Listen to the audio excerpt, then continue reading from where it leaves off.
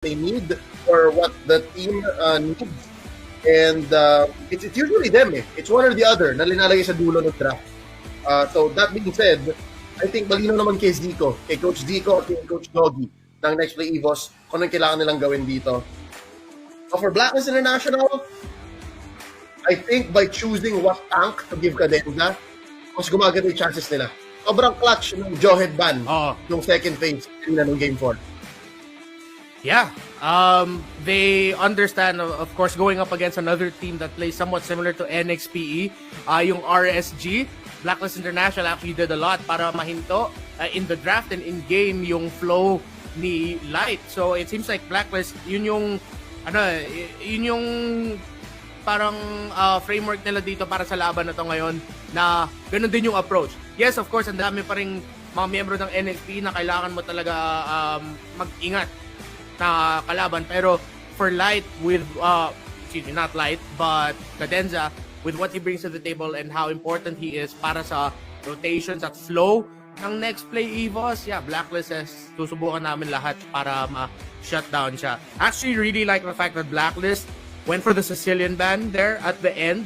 I feel like it was an option there for Nxpe, and it makes sense dahil nga sa it was a tell that they were gonna go for a backline heavy composition. Sobrang backline heavy ng Blacklist noon. The YSS, the Brody, the Popol Kupa, and then the Eve.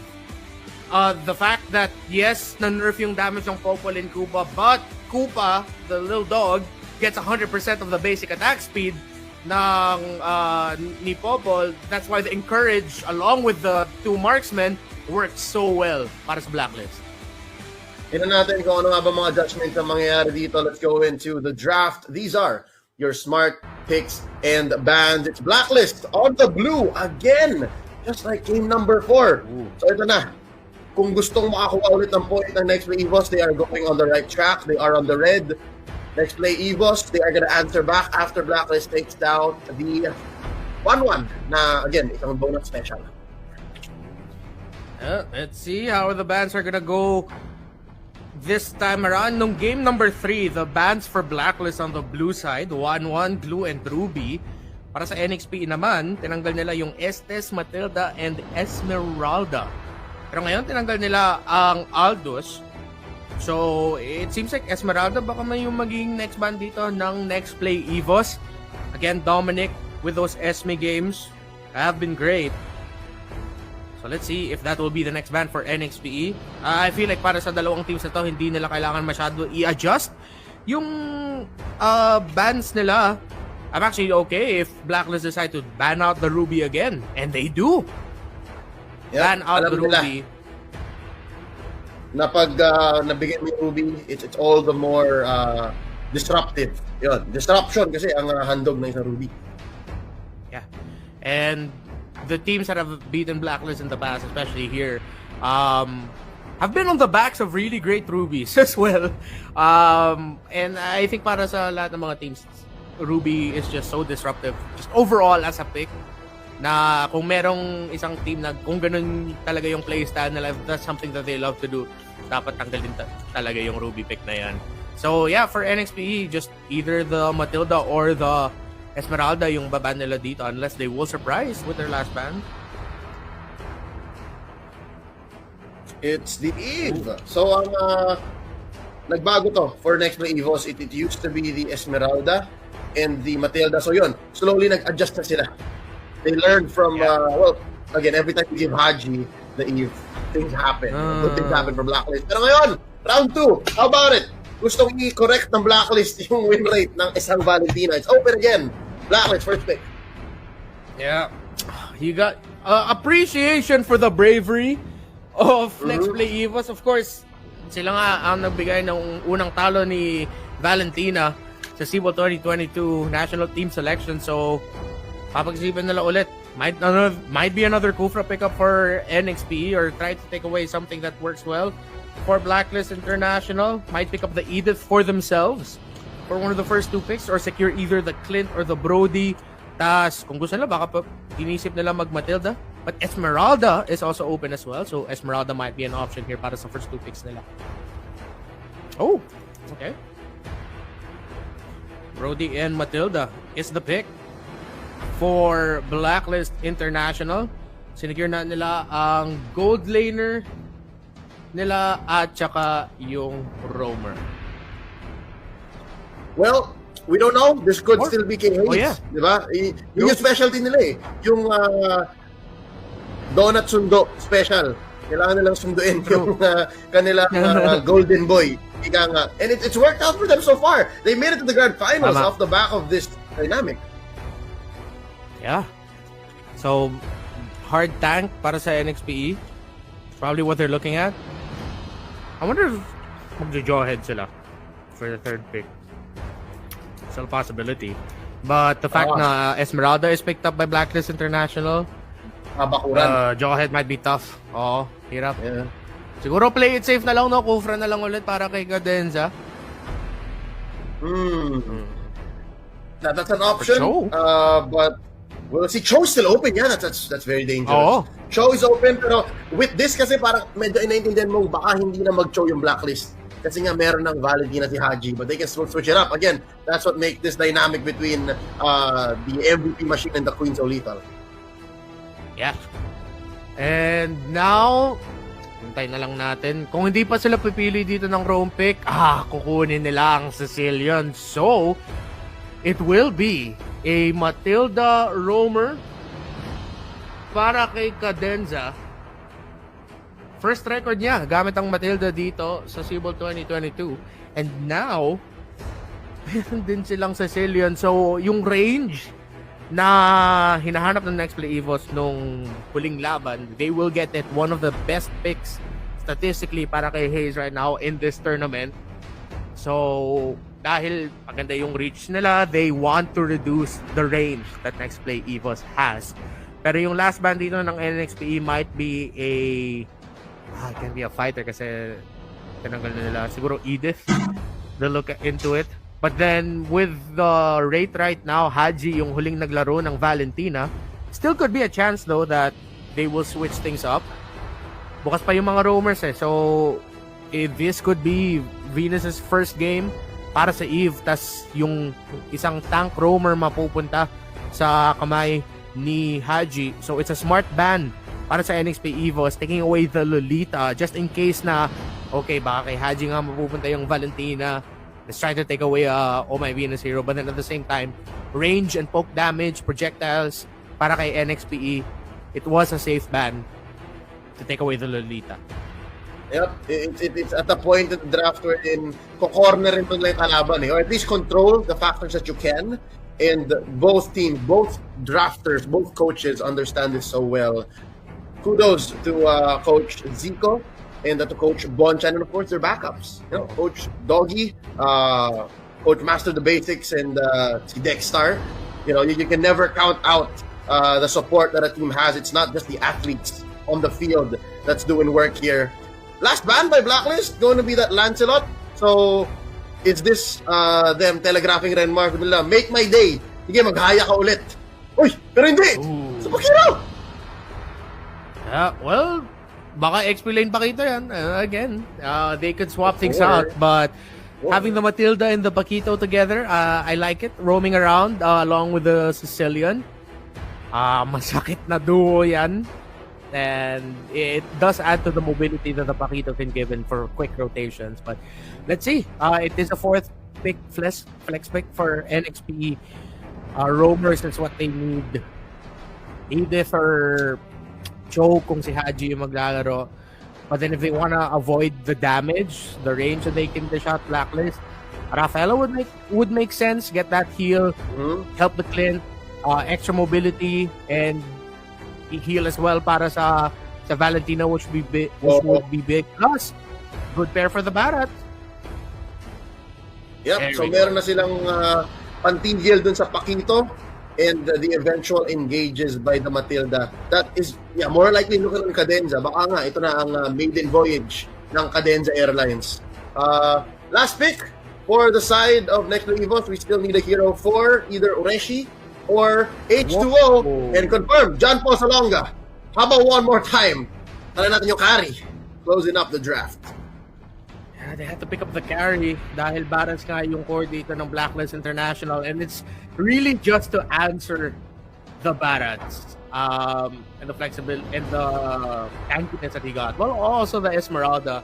So sinasabi ng next play Evos na yun talaga yung tinitignan nila dito as the biggest threats to their lineup, which is understandable.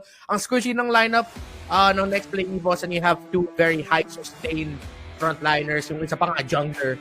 So it makes sense for that last pickup, but it's one of those lineups that, dare I say, for Nxpe, look kind of greedy. Dahil sa Sicilian, dahil sa carry, dahil sa Brody. That's a lot of time na kailangan ng Nxpe. Napaka-expensive. If I recall correctly, the last time we saw, well, at least in the pro scene, no, was MPL Season 8. It was by Echo Philippines na nag-carry at nag-Sicilian sila. It wasn't the age of Sicilian just yet. Very meta, very out of meta pa si Sicilian doon. And it was expensive then. How about now? Lalo na may Brody, we'll find out. For Blacklist though, I gotta say, yung Valentina, I think this is one of the reasons why naging Pakito carry ito, Renmar. Besides the fact that it's an answer to the Barats, it's, mo, ang daming tools nila na hindi magagamit ni Haji. Yeah, that's true. Actually, H2 running the Demon Slayer slash Mage Killer emblem. Yeah. Yeah, for NXP Evos, it's gonna be a different brand of NXP that we're seeing. Hindi naman sa hindi sila makaka-engage. Sobrang bilang lang talaga yung mga oras ng NXP. They can't be too aggressive. Pero a full-on team fight, medyo malabo pa sa may early game yan. Siguro mga 10 to 12 minutes in, that's when we'll see NXP was ready. Kung if they keep it close, ready to take a big fight. Yeah, it's reminiscent of the late Season 8 NXPE, kung saan minsan nilalagay nila si H2O sa isang Nathan. But right now, look at this. Deathness welcome on to H2. Where are you going? Kamunti ka na, may backup. Ang next play Evos dito, Hayes and Ureshi stopping the first kill. Uy, ano pala si Dominic? Ang lalim. Proxy wars na nga. Sinimulan ni Dominic agad. Lalim. It's going to be a early turtle positioning here for Wise. Gusto niya siya yung mauuna sa turtle positioning exactly. Oy! That'll be jump. Oh, Hayes! At about half his health, Dominic charging up the Falling Star Moon. Tutulong na lang yata sa pagkuha ng Lord dito, but no. Gonna go around. Flank! H2 here. Wise taking the turtle buff here. Shielded up ang Blacklist International. Instead, they're gonna try to deny the purple. Nako, out of shape yata ang next play Evos para pumilit dito ha. Mababa ng buhay nila, especially Hayes. Hayes and Cadenza. Not in a good position here. Retribution right in H2's face. That's gonna be tough. Yeah, and this is what's tough against the lineup na may carry jungle. You're up against the Baron jungle who already got the first turtle of the game. Nanakaw pa yung buff mo. This extends the time until we see next play Evos ready to really take it to Blacklist International. But if they are, how ready are their damage dealers? How ready is it to deal damage to the Barat?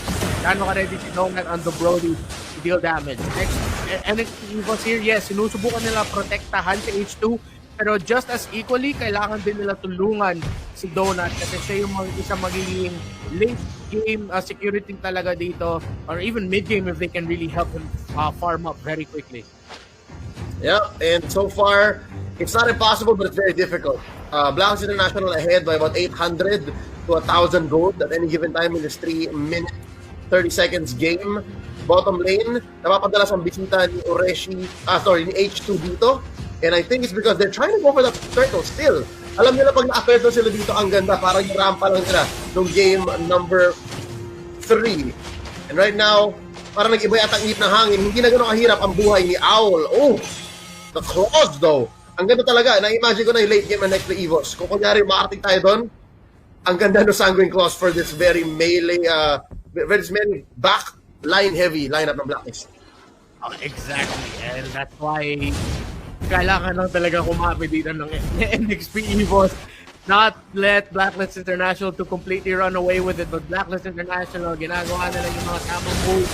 Ininto nila at dinidisrupt nila yung farm ni H2. Pero at that time, at least, nakuha na yung H2 yung purple buff niya, but hindi pa rin makaka-contest dito ang NXT Evos. Again, I'm giving at around this time, maybe around 8 to 10 minutes for NXT Evos to be ready to go up against Blacklist. If NXT Evos lose another team fight, make that closer to 10 to 12 minutes. So, rapid gaming talaga for Nxpe.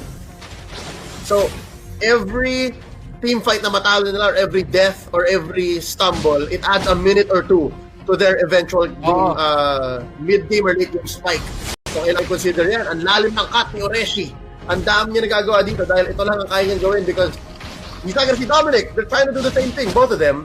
And right now, at least bottom lane is a little safe. Like, top lane ang totoong laban dito. First blood fan after 5 minutes. Oh my beat. Villa Luna taking down Donut. Now Cadenza holding on. Mapapatay mo siya dito. There's the shield set in. And now Hayes trying to survive as well. At least it's damage control. They could have lost so much more. And right now, again, dito na lang nakaharap ng farm si H2. John Paul Salonga in bottom lane.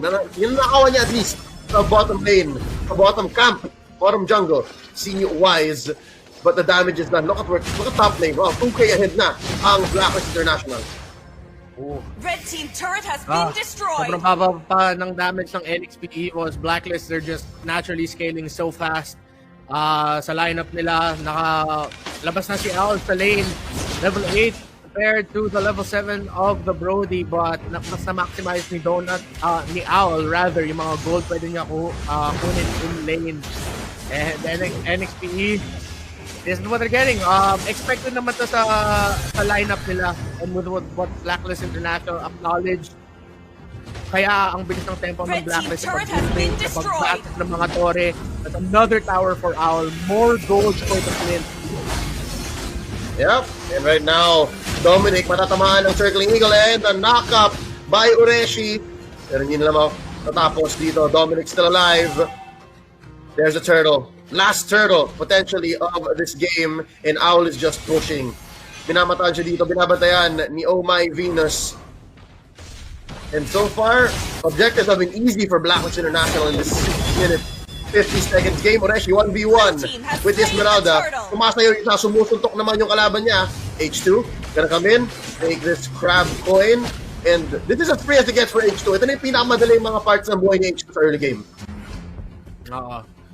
Be able to get that crab coin there, and parang yung heat map ng laro natin madalas dito sa purple cup. The next play was just around this area.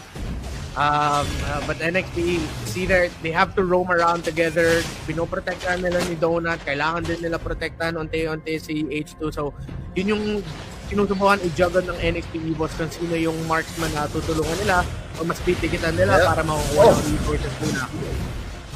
Nag-ult si Hayes or nag-ult si Haji. Parang si Hayes. And off-camera kill by Donut onto Owl. Interesting na. What was that? Oh, tinulungan siya ni Cadenza. There you go. So talagang yung dynamic ng hatid Matilda. At least they find the kill here. Trying to close the gap. Okay.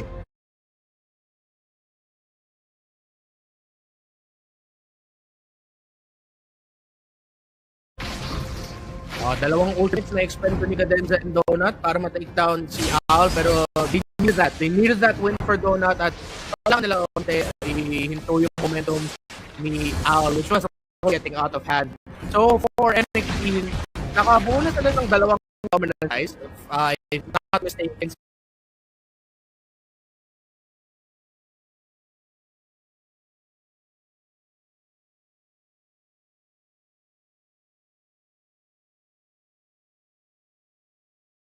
Cadenza at si Oreshi nakabuo nun, which will help with the natural healing, i-reduce yung natural healing na meron ng Blacklist, and more importantly, mas low miyembro ng Blacklist. Team Hero 4-man collapse. Maling eskinita, napasok ni Dominic doon, binigyan siya ng next play Eagles. Let's see, Cadenza very low. Oh no, Haji trying to get some. Finds one, Donut still alive, but just barely. Does Haji get a double? Tumatakbo pa si Donut. And Donut gets away. Close call. Could have been a disaster. But eventually finds one more. Kamsak si Hayes dito.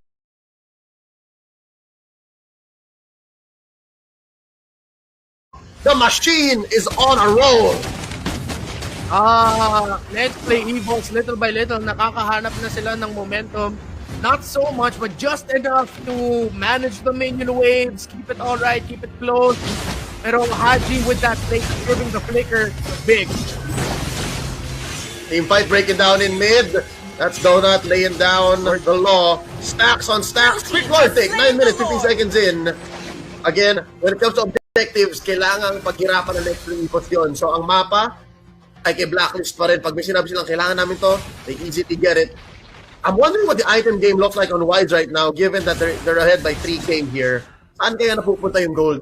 Kanino kaya? They have the War Axe and the Antiquiras already. So, ang aga yung sinagot sa H2. On the way to building the Thunderbelt, which will add like a little bit of range, slow as well as physical defense. Kailangan against the double marksman setup ng Blacklist International. And looking at the items for Haji, kaya ang bilis ng cooldown reduction niya. Actually building the Enchanted Talisman with the Clock of Destiny. On the way pa ang build niya sa Lightning Truncheon. And they're pushing for mid. Look at the stink here. Early push. 10 minutes in. Lord to may bottom lane. Top lane. Pinagtunan ng pansin ni Mr. Del Rosario. 5 men here from Nxpe Evos in mid. Ganap sila. Dominic gusto mag-flank. Tutulungan yung push na may bottom lane. Big huge wave. Nice flow here. Haji. Oh, that's alias Hayes using that ult. Look at the damage. Donut can't engage. They're gonna swing onto this bottom lane inhibitor. Pumutok na yung shield. Wala nang wave ang next play Evos doon. Blacklist International though, they brought one in. But still, you gotta respect the damage that Nxpe is putting on. Successful defense. Looking at the lineup for Blacklist. Oh, okay. Oh, wait lang. Mamaya na yung lineup. May bawi dito si Donut. Taking down Haji. A shutdown on the Valentina. 2 for 1 so far. Ang palitan. Cadenza still alive. No burn is enough to take him down. 2 for 1. Renmar, you were saying about the lineups. The lineup for Blacklist International, naturally, it's hard to find a hero who can really get to the backline of Nxpe Evos para ma-disrupt. So, wait, Donut! Binigla nila si Donut. That's a kill by Al. And napasama pa yata kay Cadenza. Ureshi gonna go into Wise's belly. As the Detners welcome into the wall. Wrong wall though. Not enough of a distance to stun the Paquito. And there's the comeback potential. Wise still gets one. Naguja gone. A killing spree. And now H2 might go down here. Oh, goes back with the step. And right now, they're just happy to keep this inhibitor and their lives intact. Oh, pero dito na naman si Haji. I thought Haji would go for it. To quickly sum up what I've been trying to say, the Bats Feast ultimate ng Sicilian, yun yung lagi kinukuha ni Haji. Sulit at yun sulit. Parang isang main, sulit na sulit, main initiation tool nga ng Blacklist International. Pag nakuha ni Haji yung ultimate ng Sicilian, he'll activate it. That's how he'll get close to the fight.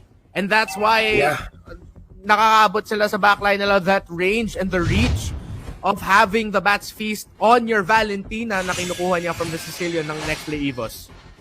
Yep. Oh no, wait lang. Nasa heal dun sa may likod. Si Oh My Venus. Del Rosario on the swing back. Kakainin niya si Donut. H2 forward to the backline. And then as well, 3 for none. Walang sagot ang Nxpe Evos dito. Mata-sandwich pa kaya ta. Si Bataanon. Tatalo na ni Dominic. Flicker on out. Let's see, can they get away with this? Hayes survived, but not the same. We can say for this inhibitor in mid. Makabait na si Oreshi. Mapapush ni Aulion. Bottom lane still up. They're gonna try to put some damage onto it. Oreshi bursted down by Owl. Ladies and gentlemen, it's just a matter of time. And now we have our champion in this national team selection tournament. Blacklist International have made it as a part of SIBOL 2022. Masanay ka na marinig ang mga pangalan nila: Villaluna, Del Rosario, Soto, Gonzales, Imam, Alabaji, Andani, Enrica Plaza to the Blacklist International squad. Congratulations for winning the SIBOL 2022 National Team Selection. Well played, and I cannot say any more about Nxpe Evos. They showed us what they were all about. They played their hearts out and they have earned our respect and our adoration. Napakagaling ng squad na ito. They rebuilt from the previous professional season and now they have made it to the grand finals, making these champions bleed. 4-1 ang final score natin. Let's look at the post-game results here. 10-5 in just 13 minutes. And you can't fault Nxpe for how Blacklist International played. Blacklist needed to play like how they played. Of course, respecting the fact that the late game scaling is going to be there for Nxpe, the Sicilian is going to be a big problem. So they up the tempo. They focus on the lane of Donut. Pre-pressure talaga nila na todo. Yung jungle ni H2 really slowing down his farming speed. At the end of the game, 2.1k gold lead for Wise in the jungle. And this was just Blacklist understanding, yet again, what you need to do against a lineup like this and just playing into perfection, opening up the Valentina kontra sa Sicilian.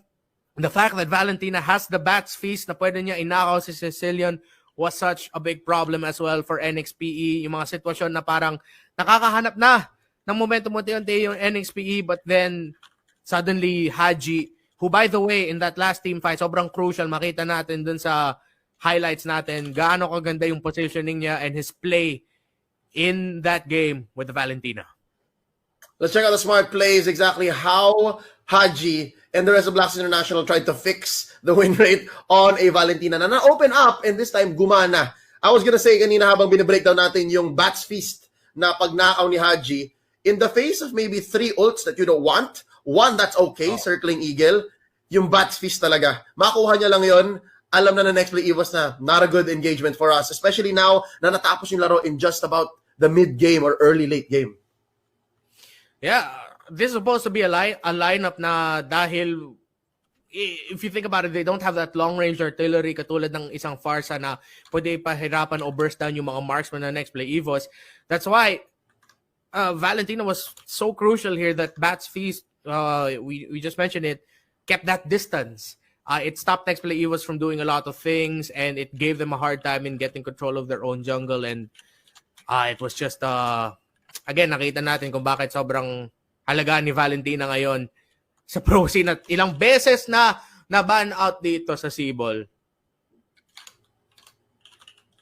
It's just a matter of time din kasi na parang natutunan nila. And again, it's better that you figure it out via a loss in 2 or 3 games back.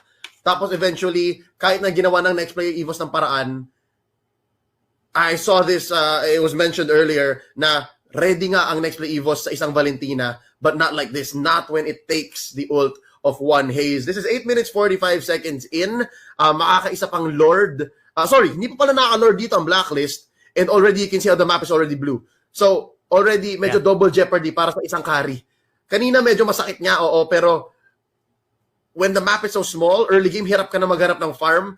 You can't blame Jump also longer. You can't blame H2. It's just he was doing his best, pero ang hirap lang talaga maging